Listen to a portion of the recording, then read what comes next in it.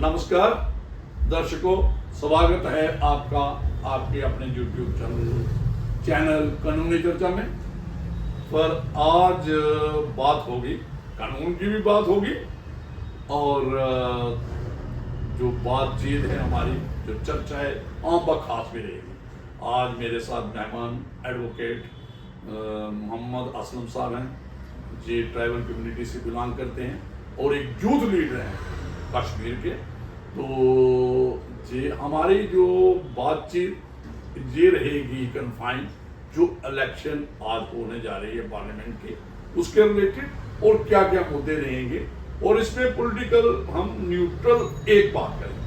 हम किसी political party की क्या है क्या नहीं है, हम किसी के साइड पे नहीं है, हम एक न्यूट्रल बातचीत करने जा रहे हैं।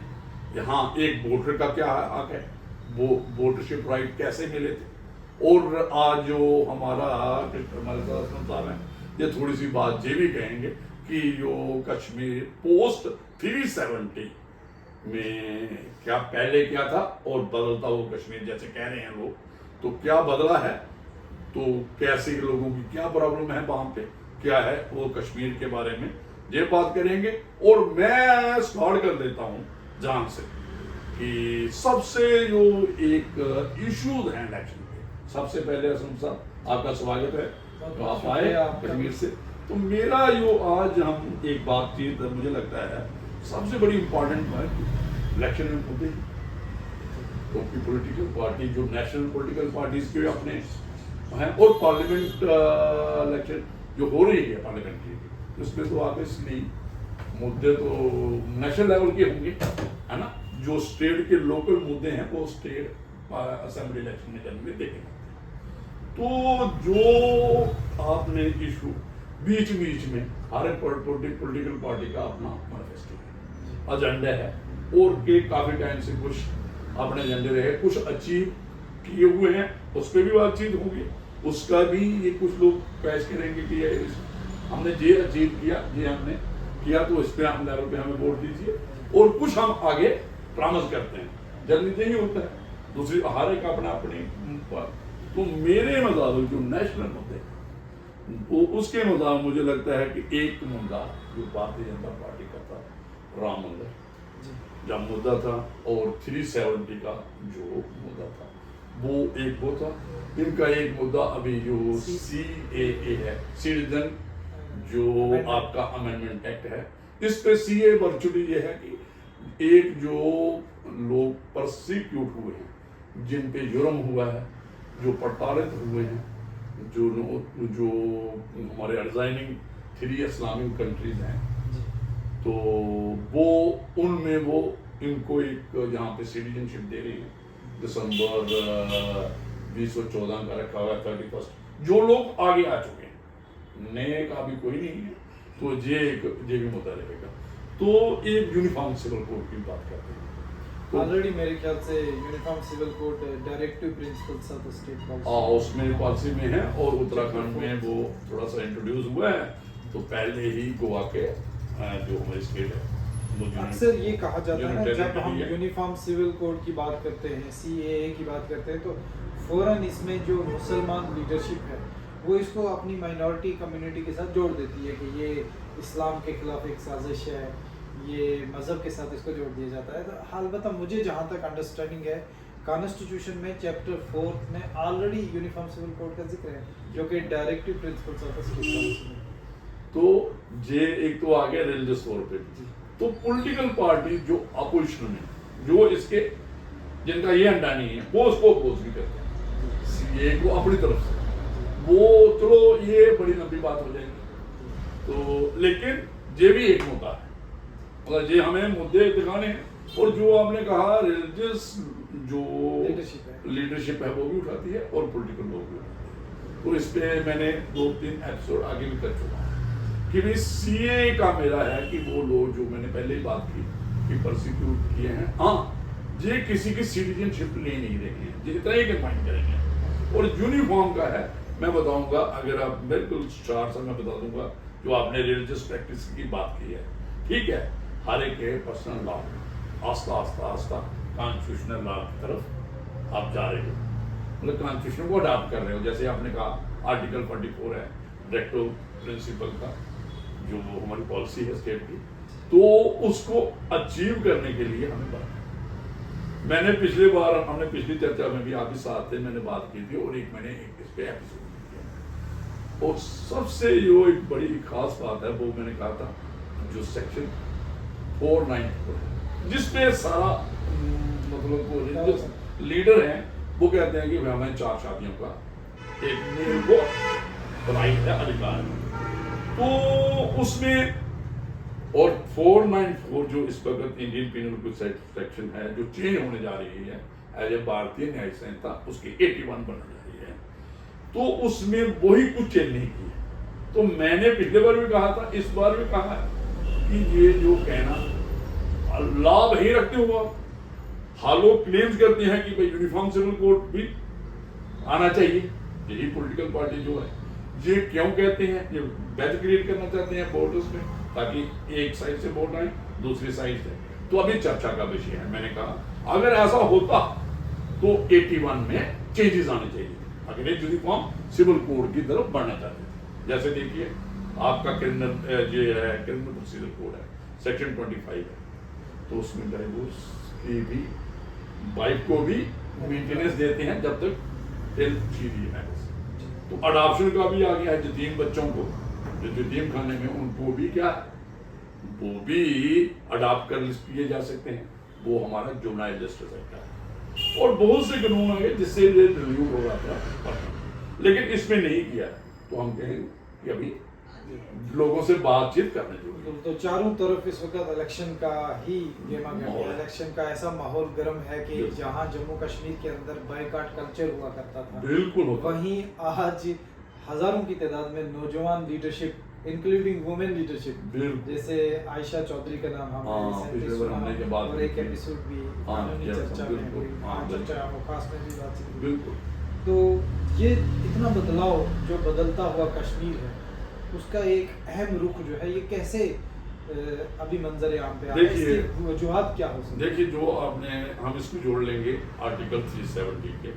पहले क्या था और पोस्ट क्या हुआ, और जो हमारा J&K रीऑर्गेनाइजेशन है, जो चेंजेस आई पॉलिटिकल चेंजेस मैं कहूँगा 370 के रिलेटेड, तो वो चेंजेस जो है उससे रीऑर्गेनाइजेशन है, उसमें हम एम्पावरमेंट कौन हो गया, ट्राइबल लोग, अग्रवाल को पॉलिटिकल रिजर्वेशन कितने मिले, वो आपको 9-10 सीटें जो गुजर कम्युनिटी पहाड़ी जो अभी पहाड़ी इंडिपेंडेंट की हैं वो भी की हैं, तो वो एक एम्पावरमेंट आ गई। तो वो नेचुरली एक बहुत बड़ा वो चेंजेस आएंगी, खासकर पार्लियामेंट में भी आएंगे, इसका बहुत ज़्यादा इसका इफेक्ट होगा, जो पॉलिटिकल रिजर्वेशन चेंजेस उसको ही उससे निकलेंगे पार्लियामेंट लेवल पे भी और असेंबली। और इस वक्त हम पार्लियामेंट की बात कहेंगे तो काफी ये, और एक और बड़ा इंटरेस्टिंग हो गया बात तो है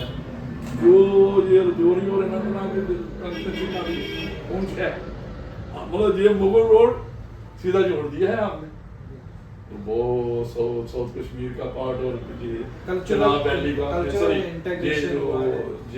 क्योंकि पुंछ रजौरी उड़ी के साथ भी जुड़ जाता है। ऐसे ही अगर हम कंगन की गुजर लीडरशिप की बात करें, मियां अल्ताफ का एक बड़ा नाम है, तो उनकी जो फैन फॉलोइंग है वो पुंछ और रजौरी में ज्यादा है। तो ऐसा भी हो सकता है कि अगर एक गुजर वोट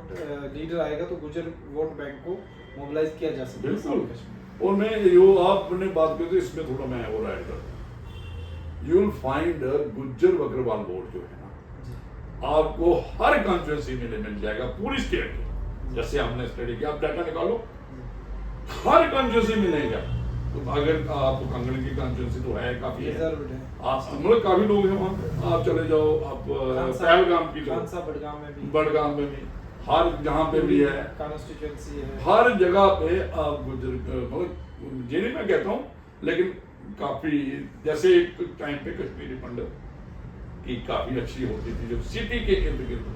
उनकी कॉन्स्टिट्यूंसी होती है अनंतनाग साउथ कश्मीर में काफी डोमिनेंस होती थी, और शहर की जो कॉन्स्टिट्यूंसी में भी काफी हवा बदल गई है, वहाँ पे डोमिनेंस थी। तो ऐसे ही गुजरों की तो you will find in all of the state आप कठुआ में भी जाएंगे वोट मिलेंगे आपको। आप जब सांबा के किसी भी डिस्ट्रिक्ट में कहीं भी जगह बड़ी बसोली जहाँ पे जाएंगे किस प्लेटफॉर्म पे, तो गुजर का वोट पॉलिटिकल एम्पावरमेंट जो भी है इससे काफी फर्क पड़ गया है। और 370 तो मैं असलम साहब ये बताओ मुझे सबसे बड़ी बात जो है कि एक तो आपने कहा कि पार्टिसिपेशन काफी लंबी काफी डीप होगी, एक सेलिब्रेशन चल रहा है जैसे ईद की तैयारी हो रही है, बिल्कुल उसी तरीके से अभी पॉलिटिकल पार्टीज में ज्वाइन करने की, मैंडेट हासिल करने की या इंडिपेंडेंट कॉन्टेस्ट करने की जो है तैयारियां चल रही होड़ लगी हुई है कैंडिडेट्स में, लोगों में। और अभी एक और चीज़ मैंने पाई कि नौजवान जो है वो दिल्ली डायरेक्टली जा रहे हैं। नौजवानों की प्रेस कॉन्फ्रेंस अभी रिसेंटली मुझे एक यूथ लीडर नॉर्थ कश्मीर का कॉल कर रहा था कि मैं पिछले कई दिनों से दिल्ली में हूँ और मैं प्रेस क्लब ऑफ इंडिया में एक प्रेस कॉन्फ्रेंस में पार्टिसिपेट कर रहा हूँ, या मैं कहीं बार आप भी गए थे दिल्ली में, अभी आपने जो इसको कॉन्स्टिट्यूशन क्लब में था या इंडिया इंटरनेशनल सेंटर एनसीसी के डायरेक्टोरेट में, तो बहुत सारे इवेंट्स जो हैं वो अब यूथ दिल्ली में जाके कर रही है, या ना वो अभी आपके में बाइकआउट का कोई स्कोप नहीं, कोई स्कोप ही नहीं है। और सेलिब्रेशन जो है इतना सेलिब्रेट कर रहे हैं इस इलेक्शन इवेंट को, बिल्कुल कि ये तोड़ के दिल्ली के साथ जुड़ना चाहते हैं, या ना जो इंटेग्रिटी है वो और मजबूत होगी। मैं ये तो बिल्कुल पार्टिसिपेशन फुल है और एक यहाँ का नौजवान वुमेन जो भी हैं मतलब, लेकिन मुद्दे जो हैं जो कश्मीर के लोगों की प्रॉब्लम क्या है असम साहब उस पर बताएं, वो क्या है। अनएम्प्लॉयमेंट की प्रॉब्लम है जम्मू कश्मीर में, यूथ लीडरशिप बिल्कुल ही नहीं है, खानदानी राज बहुत ज़्यादा है, उसके अलावा मेंटल हेल्थ के इश्यूज हैं, ड्रग्स के इश्यूज हैं, और जो पुरानी लीडरशिप है अब इनके पास और कोई चारा नहीं है, तो घुमा फिरा के ये यूथ को ड्रग की तरफ मोटिवेट कर रहे हैं, मुलविस कर रहे हैं, है ना। जो भी पॉलिटिकल नेता खानदानी राज के साथ जुड़ा होगा, किसी बड़ी सियासी पार्टी के साथ जुड़ा होगा, तो उसकी महफिल में सिगरेट या बाकी कई चीज़ें चलती हैं, और फ्री में वो जब चलेंगी तो हमारे वोटर हमारे एक्टिविस्ट जो है उसमें इन्वॉल्व हो जाएंगे। क्या अभी आपने कहा यूथ आगे आना चाहता है, ठीक है यूथ, क्या यूथ लीडरशिप को ऑर्गेनाइज कौन करेगा, ये सबसे बड़ी बात है। और डायनेस्टी पॉलिटिक्स के सामने आपने टकराव करना है माल्टो पर, जैसे आपने ये कैंडिडेट लगाया है रिपब्लिकन पार्टी ऑफ इंडिया जो हमारे नॉर्थ कश्मीर से जो आशा चौधरी लाई है, तो इसको कॉन्टेस्ट किससे होगा जो डायनेस्टी पर, तो इसके साथ यूथ कैसे जुड़ेगा, इसके बारे में थोड़ा सा, एक तो ठीक है इश्यूज हैं और राइट है वो यूथ कैसे जोड़ेंगे, क्या करेंगे, जैसे मैं गुजर बकरवाल यूथ की बात करूंगा, जब शेड्यूल ट्राइब का स्टेटस पहाड़ियों को दिया जा रहा था तो तब गुजर बकरवाल यूथ ने अपने लीडरशिप से ये तवक्का की कि वो बात करें, और वो सामने नहीं आए, और जब वो सामने नहीं आई तो यूथ मोबिलाइज हो गई, ट्राइबल स्टूडेंट यूनियन लॉन्च हो गई, ट्राइबल एक्टिविस्ट पैदा हो गई, और आज की दौर में हम गिन के अगर आपको बताएं, गुफ्तार चौधरी, तालब चौधरी, आयशा चौधरी, ताजीम गुज्जर, इस तरीके से मैं बजाते खुद ट्राइबल कम्युनिटी से, तो अगर हम सब लोग अपने ग्रुप की या अपने डॉट्स को कनेक्ट करने की बात करें, तो मुझे लगता है कि जम्मू कश्मीर का ट्राइबल यूथ जो है वो एक बड़ी ताकत बन चुका है। वही मैं कह रहा हूँ, और मैंने जैसे कहा, और ये क्यों बना, क्योंकि मौका परस्त लीडरशिप ने इनकी बात नहीं सुनी, और अवेलेबिलिटी आपकी है हर कंस्टिट्यूंसी में, हर कंस्टिट्यूंसी मोटिवेट आपने करना है। हमारा एक लड़का है जाहिद परवाज, सोशल एक्टिविस्ट है, जाहिद परवाज इतने लोगों को मोबिलाइज कर लेता है कि जितना एक सिटिंग एमएलए नहीं कर सकता है। वही चाहिए। हमारी एक आर्टिस्ट है उड़ी से रजिया अशरफ, क्या अशरफ की व्यूअरशिप जो आप ठीक है, आपके पास सारे अच्छे लोग हैं जो सारे हैं, क्या आपको रिस्पांस मिलता है कोई जो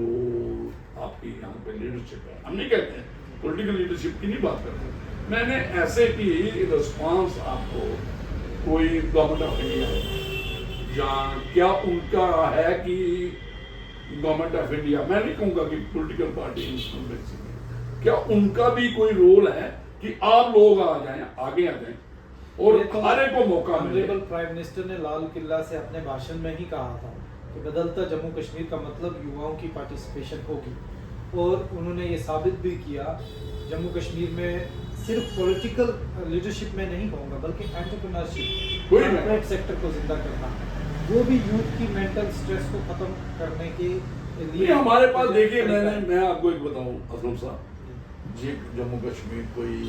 हमारे पास जो हमारे NHPC के अगर प्रोजेक्ट पूरी शिद्दत के साथ इसको एक्सप्लोर करेंगे, जो वाटर हाइड्रो इलेक्ट्रिक प्रोजेक्ट और जो हमारी नदियाँ जो हमारे, तो मुझे लगता है कि कहते हैं कि इसका 25,000 मेगावाट तक हम ये एनर्जी क्या कर, और सोलर एनर्जी का जो एक बहुत बड़ा प्रोजेक्ट जहाँ पे 300 डेज लद्दाख में हमारे पास रहता है, ये सारा जो धूप रहती है, सन रहता है, वो भी हमारे पास है। और टूरिज्म का हमारे पास 3-4 किस्म के टूरिज्म है, वाटर टूरिज्म है हमारे पास है, विंटर टूरिज्म है, गुलमर्ग में स्नो, सीनिक है, रिलीजियस टूरिज्म है हमारा जम्मू कश्मीर का, टूरिज्म है, मतलब वैष्णो देवी का है, अमरनाथ यात्रा है, दरगाहें हमारे पास और हजरत बल है, हमारे सूफी कल्चर था, वही अगर रिवाइव किया जाए सूफी और ऋषि कल्चर, तो मुझे लगता है रिवाइव हो रहा है, और वहाँ हो रहा है, जो समझ रहा है। कमान कोस्ट में कुछ ही महीनों में लाखों की तादाद में टूरिस्ट चलेगा, बड़ा बॉर्डर टूरिज्म डेवलप हो। ऐसे ही करना वाले साइड में आप देखिए कुपवारा, तो ये सब एक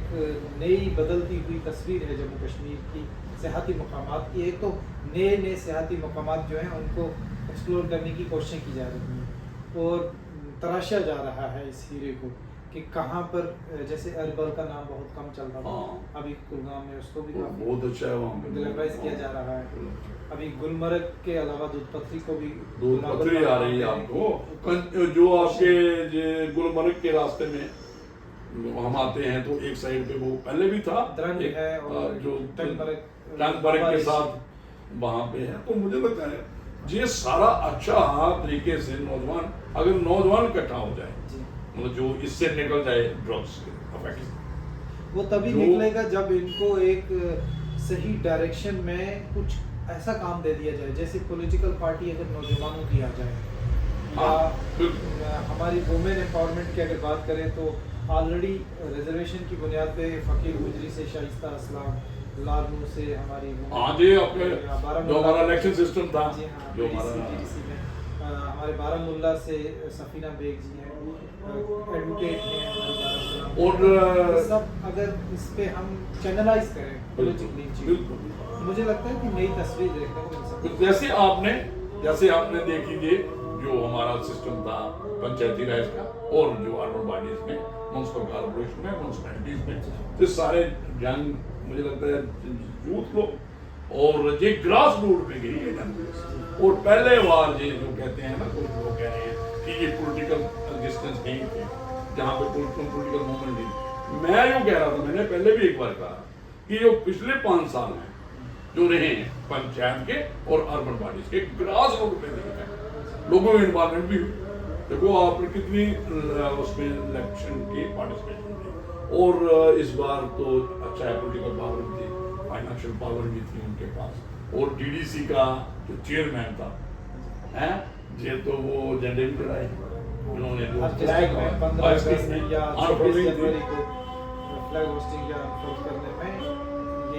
DDC के चेयरपर्सन सैल्यूट वही, मतलब काफी, और इसमें गवर्नमेंट ऑफ इंडिया ने काफी इनकी, तो ऐसे नहीं था। हाँ, हम नहीं कहते कि आप पार्लियामेंट की इलेक्शन नहीं होनी चाहिए, लेकिन 3 टियर जो सिस्टम जो हमारा ये पंचायत का है, इसको भी कायम करना पड़ेगा, DDC का है और म्युनिसिपैलिटी का जो 3 सिस्टम, वो इलेक्शन भी होने चाहिए। जब आप बदलते कश्मीर की बात करते हैं, नए कश्मीर की बात करते हैं, नई लीडरशिप आएगी ना, प्रोग्रेस की बात करते हैं, तो ये बहुत, और पार्टी पॉलिटिक्स के से अलग तौर पे वो इलेक्शन होती है, जो इलेक्शन होती है जो ये पंचायती राज की या अर्बन बॉडी से, वो इंडिपेंडेंट लोग आते हैं, नए लोग आते हैं, होते हैं, और जंग लोग ज्यादा आते हैं, क्योंकि जिनको शौक है काम करने का। तो मेरा जो है कि नेशनल लेवल पे भी मुद्दे जो हैं, तो मेरा यही है कि ये जो हम पीछे आ जाते हैं कि ये राइट ऑफ वोट, लोगों को ये समझना चाहिए कि हमारे वोट के हक की कीमत क्या है। ये बहुत स्ट्रगल की बात है। पहले कौन वोट डालता था? पहले तो वोट डालने का मसला ही था, इंडिया एक कॉलोनी थी, ब्रिटिश कॉलोनी, वही सारे राय करते थे, वही सारा एक्सप्लेनेशन, बात है ही नहीं थी, वही सिस्टम एग्जिस्ट नहीं करता था डेमोक्रेसी। हाँ, फिर उन्होंने कहा कि वोट कौन डालेगा, उसकी भी एक था कि कौन वोट डाल सकता है, वो आम आदमी नहीं डाल सकता था, उसमें कितना पैसा क्या होना चाहिए, वो सिलेक्टिव लोग थे जो वोट जो पहले प्री इंडिपेंडेंस डालते थे। अभी तो हर एक का वोट, छोटा बड़ा है, गरीब अमीर है, एक जैसा है। और जो मैं कहता हूँ, जैसे हमने पहले ही बात कर ली कि इक्वल पार्टिसिपेशन है, और ये इंडियन जो डेमोक्रेसी है, इसको फेयर एंड फ्री इलेक्शन की जरूरत है, ये फंडामेंटल राइट है जो फ्री एंड। और आपको एक असंतोष याद होगा जो केशव नंद भारती की जजमेंट आई, उसने जहां तक कह दिया कि free and fair election basic structure of constitution, मतलब कितनी बड़ी बात है। तो फिर ये भी बात है कि जो इलेक्शन कमीशन है वो भी इंडिपेंडेंट तौर पे काम होना चाहिए। तो उस इलेक्शन कमीशन के जो पावर्स हैं ये कोड ऑफ कंडक्ट के बाद शुरू होते हैं। तो इस इलेक्शन कमीशन की जो बॉडी है उसको थोड़ा सा अगर एक्सप्लेन करें, क्योंकि युवाओं को ये इंफॉर्मेशन बहुत कम होती है कि क्या है इलेक्शन। ये जो देखिए, ये इलेक्शन कमीशन जो एक हमारा सेक्शन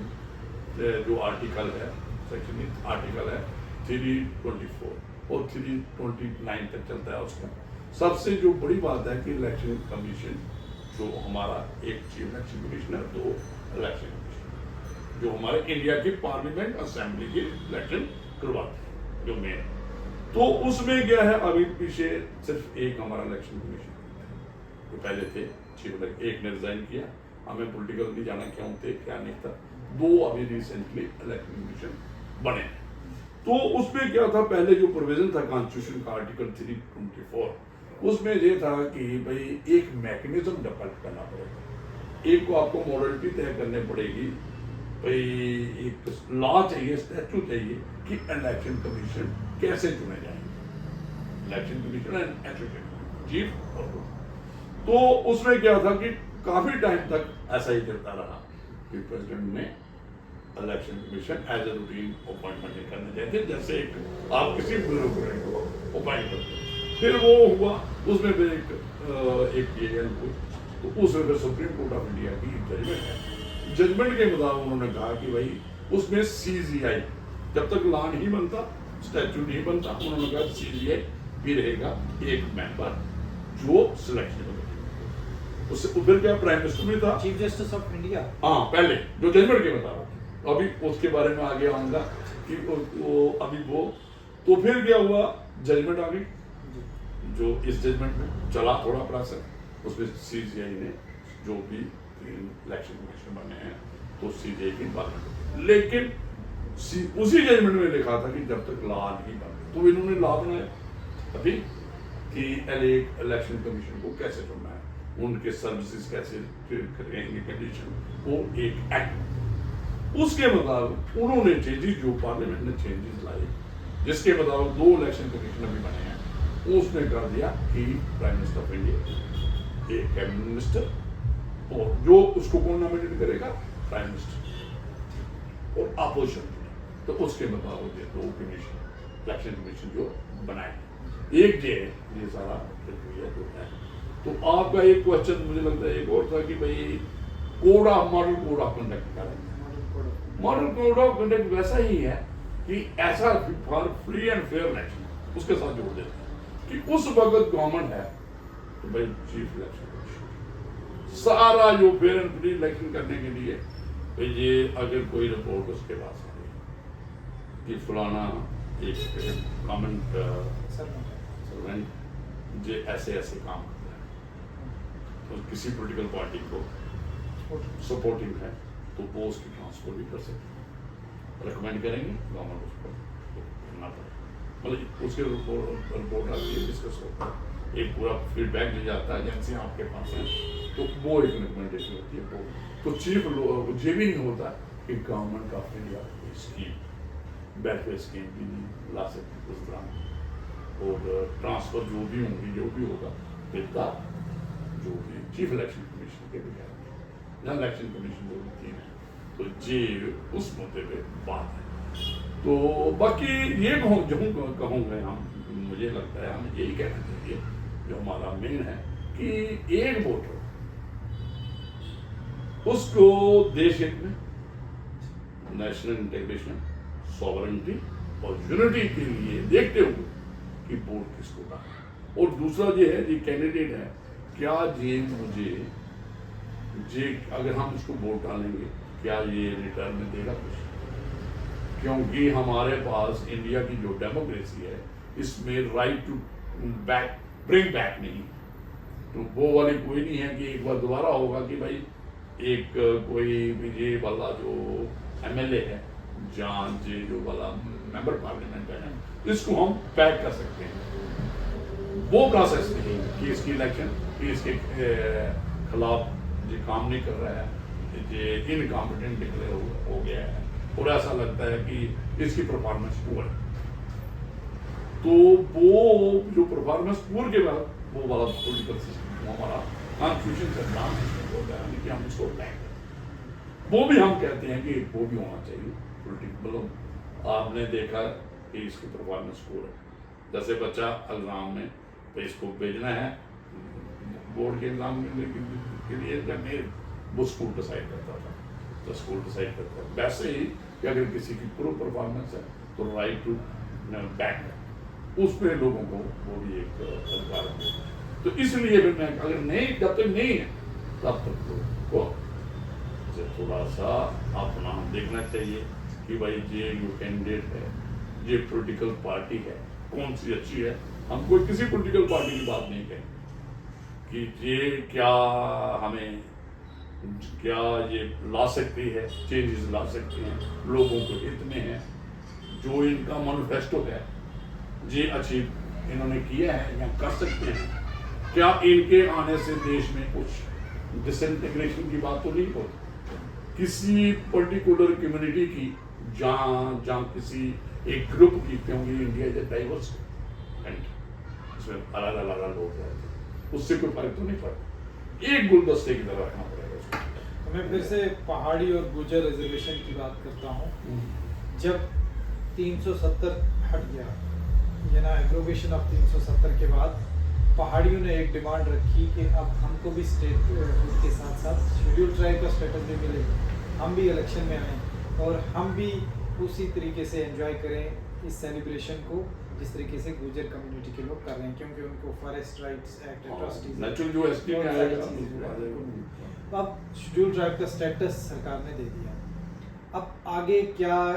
पहाड़ी और गुर्जर में अलग लीडरशिप पैदा होगी या इनकी यूनिटी बरकरार रहेगी, या दिल्ली के जो वादे हैं उन पे पहाड़ियों की इंटीग्रेशन उस पे? देखिए बिल्कुल आपने जो बहुत बड़ा ये एक मैं बताऊं, मैंने सारा आपका ये खासकर ये आपके ना ये जो आप इसको क्या कहते हैं, एक तो जनाब वैली कहते हैं, इसको कहते हैं ये हमारा जो जोरी पुंछ का ये जो इसको हम देते हैं ना पीर पंचाल रेंज के दो जो वो ठीक है, जहाँ गुजर कम्युनिटी के हैं, दूसरे भी हैं, पहाड़ी भी हैं, तो ये जो मैंने देखा है ये बहुत जैसे बिहार में है ना ट्रेडिशनल पॉलिटिक्स है, कास्ट पॉलिटिक्स है, कम्युनिटी पॉलिटिक्स है, तो बिल्कुल पार्टियां बनी हुई हैं राष्ट्रीय लोग, ऐसे ही आपके रजौरी पुंछ में देखने को मिल सकता है। तो आप पहाड़ी इकट्ठे कर रहे हो ना, मैं अगर पहाड़ियों के अंदर इकट्ठे ग्रुप बता दूं, राजपूत अपनी बात करते हैं चाहे मुस्लिम है, ऐसे ही गुजरों में बकरवाल अलग कर रहे हैं, वो ज्यादा अपने गुजर बकरों बोलते जाना तुम ना, हिंदू है कुछ जो खान है डिफरेंट कम्युनिटीज के हैं, और आपको शेड्यूल कास्ट भी मिल जाएंगे जो मतलब SMC कहेंगे, OBC कहते हैं, वो भी आपको मुस्लिम जो कम्युनिटी के लोग जो आपको पहाड़ी कहते हैं, गुर्जर और बकरवाल तो आइडेंटिफाइड लोग हैं ना, जो पहाड़ी एक डिफरेंट उनका दायरा बहुत चौड़ा है, लंबा चौड़ा है, ऐसे ही मतलब आपको तो मदद होगी जो कुछ लोग अपने आप को राजपूत हैं, मनास हैं, जराल हैं, मलिक हैं, तो एक कहते थे हम राजिद हैं, और उसमें हिंदू हैं, ब्राह्मण हैं, गुप्तेल हैं, मतलब महाजन हैं, गुप्ता हैं, तो मतलब काफी किस्म के लोग हैं, और जो तो इनका जो हुआ है ठीक है, जो एक हुआ कि भाई आपकी जो रिजर्वेशन का वो है रेशो है, आपको कोई डिस्टर्ब नहीं करेंगे, पहाड़ी भी उतना लेंगे, गुजर भी उतना लेंगे। लेकिन ऐसी बात तो है, बैठ तो है, मैं तो वो अंदर की गिन के बता दी पहाड़ी क्योंकि साइकोलॉजिकली जो है गुजरों को ऐसा लग रहा है कि हमारा हिस्सा था। हमारा हिस्सा था। और एक मैं और बात पॉलिटिक्स भी हो गई। नहीं, एक और बात बताऊं, चाहे आपकी आपके रिजर्वेशन ज्यादा है रेशो जहाँ पहाड़ियों में ज्यादा है, फिर कंपटीशन तो कम ना होगा, चाहे वो 10% में वो कंपटीशन करेंगे ये करेंगे तो वो फिर कंपटीशन तो है। और सबसे ये तो एक एजुकेशनल और जो सर्विसेज में पहले था कंपटीशन 4% पहाड़ी स्पीकिंग वालों को दिया था, इसमें ज्यादा मजा नहीं, मसला नहीं था। सबसे पहले जो बड़ा एम्पावरमेंट है ना वो पॉलिटिकल एम्पावरमेंट में क्या है कि मैंने जैसे मुझे जहाँ पे एक दिन मैंने कोई लेख पढ़ा था, बातचीत हो कि एक जो ट्राइबल बैकग्राउंड से लोग, हमने इनको भी ट्राइबल बैकग्राउंड से करने हैं पायलट को, कभी ट्राइबल है ये भी एक पहाड़ी ट्राइब डिक्लेयर हुआ है, तो मैं इनका कहते हैं ये यूनिवर्सिटी के प्रोफेसर नहीं बनना चाहते, पंचायत का हेड बनना चाहते हैं, नंबरदार जरूर बन सकते हैं। तो इसका ये जो है ना, और एक बार मुझे क्या आ गया, मैं रजौरी में प्रिंसिपल सेशन गया था, उसने कहा वो तो एक बार एक किसी ने कोई उसमें न्यूज डाली थी, एक एडिटोरियल टाइप का था, उसने कहा कि भाई जल्दी से रजौरी में कोई स्टेडियम ये एक्टिविटी शुरू कर दो, स्पोर्ट एक्टिविटी, अदरवाइज सारे ये पॉलिटिकल ये सारे पॉलिटिक्स की तरफ जा रहे हैं, चाहे वो जो आपकी पंचायत लेवल की बात है, दूसरी है। तो और हम जो देखते हैं, जहाँ मैंने रजौरी में काफी टाइम दिया है, जहाँ हम सिटी बैकग्राउंड देखते रहते हैं, और वहाँ पे तो पॉलिटिक्स की बात हर एक के दिमाग में, कश्मीर में भी है, कश्मीर में भी पॉलिटिकली लोग अवेकन,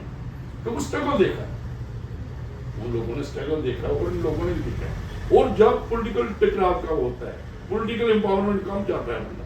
जब एक कम्युनिटी को दूसरी कम्युनिटी को, तो जो आपकी बात है जो गुज्जर और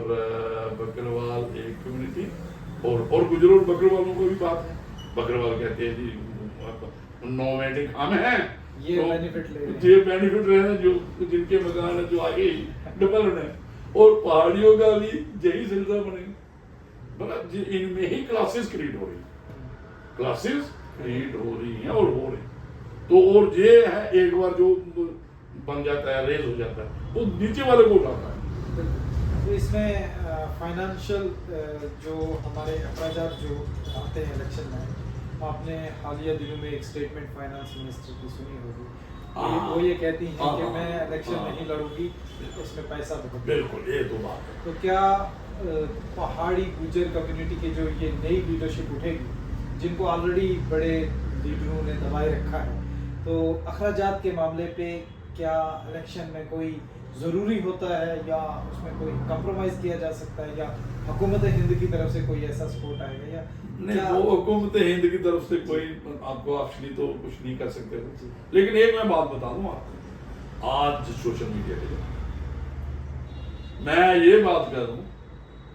हाँ ये हैं जो पढ़े लिखे लोग हैं, जो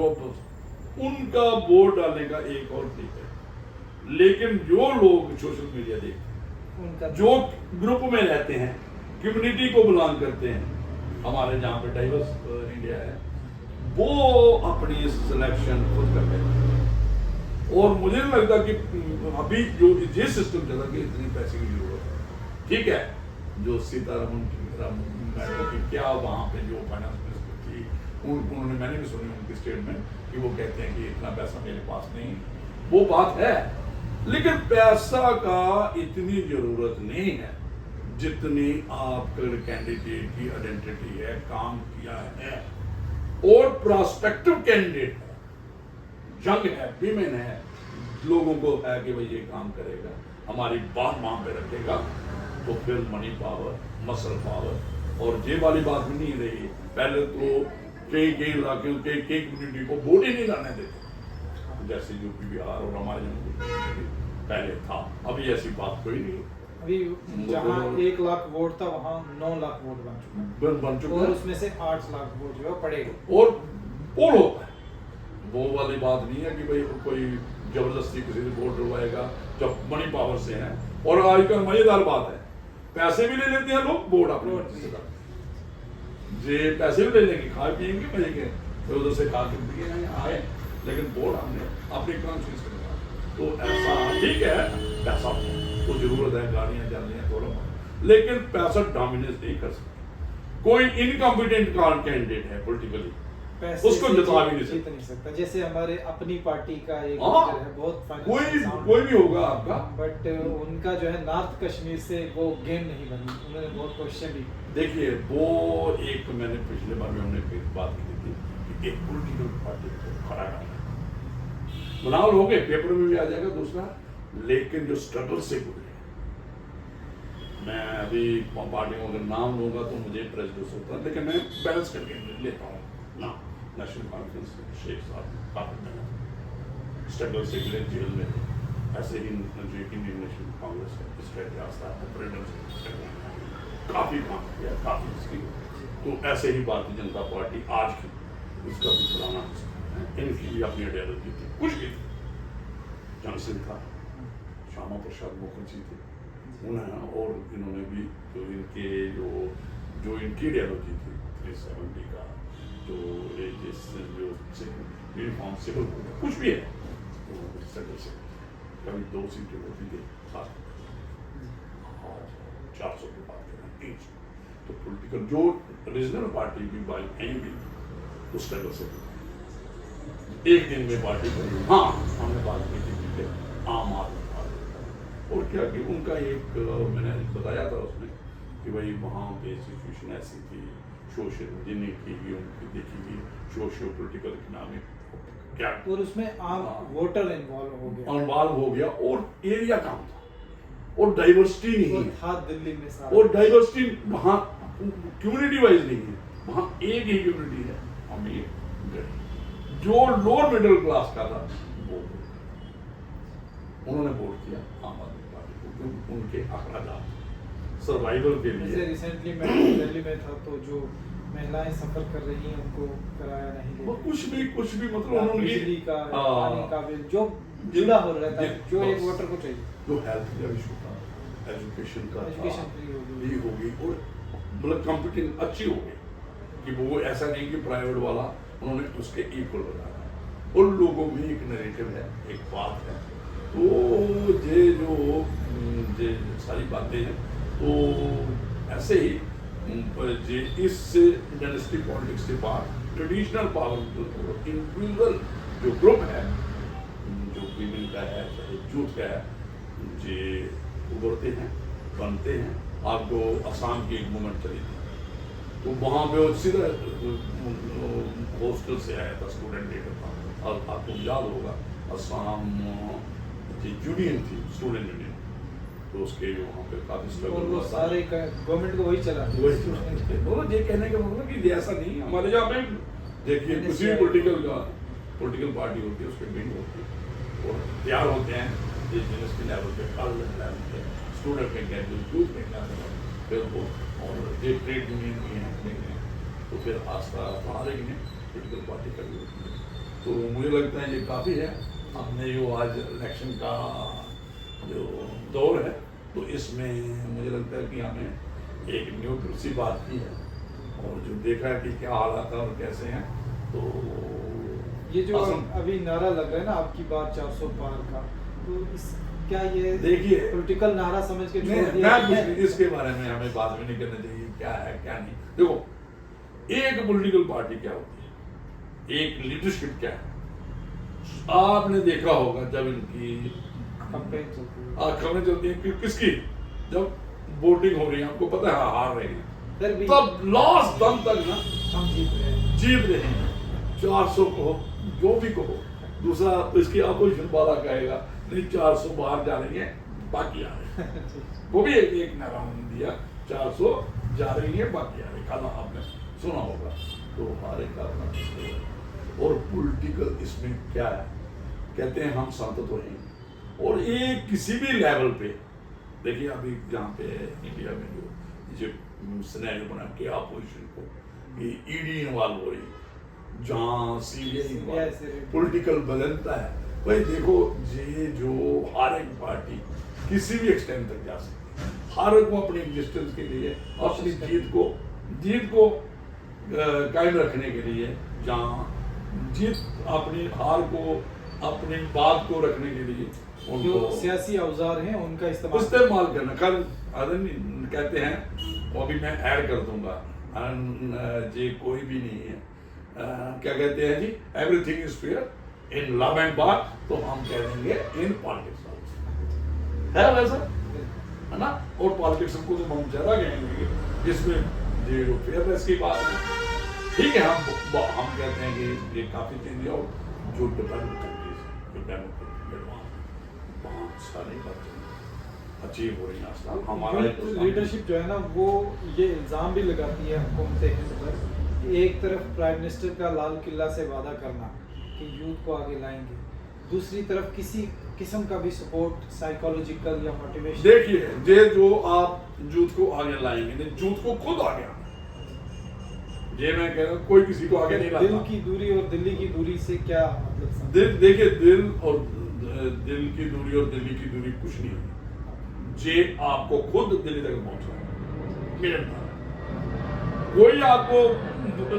उसकी टिकट नहीं देगा कि आप उड़ी से आए हो, आप दिल्ली में 15 दिन लगा के आए हो, पॉलिटिकल एक्टिविटी करके आए हो, और आपने एक मैंडेट लाया,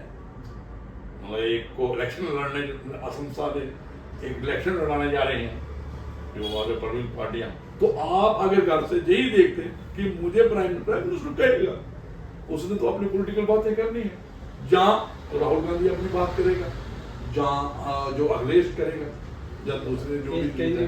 केजरीवाल करेगा, तो लेकिन यूथ को खुद उठाना, घर से बाहर निकलना, मुद्दे उठाने पड़ेंगे और मुद्दों के वो हल करने के लिए तक जाना। तो दिल्ली और दिल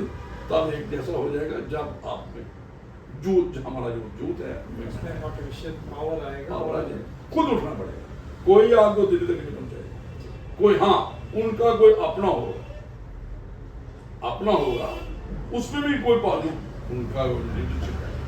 उनका जो मतलब एक जिसको वो लीडर तैयार कर रहे हैं, उसको भी आपको खुद ही तैयार होना पड़ेगा, और ऐसा होना चाहिए। तो देख लीजिए। अच्छा मैं आपको बताता हूँ, आपको एक थोड़ी सी आगे हो जाएगी बात। पार्लियामेंट में आपने जो आज का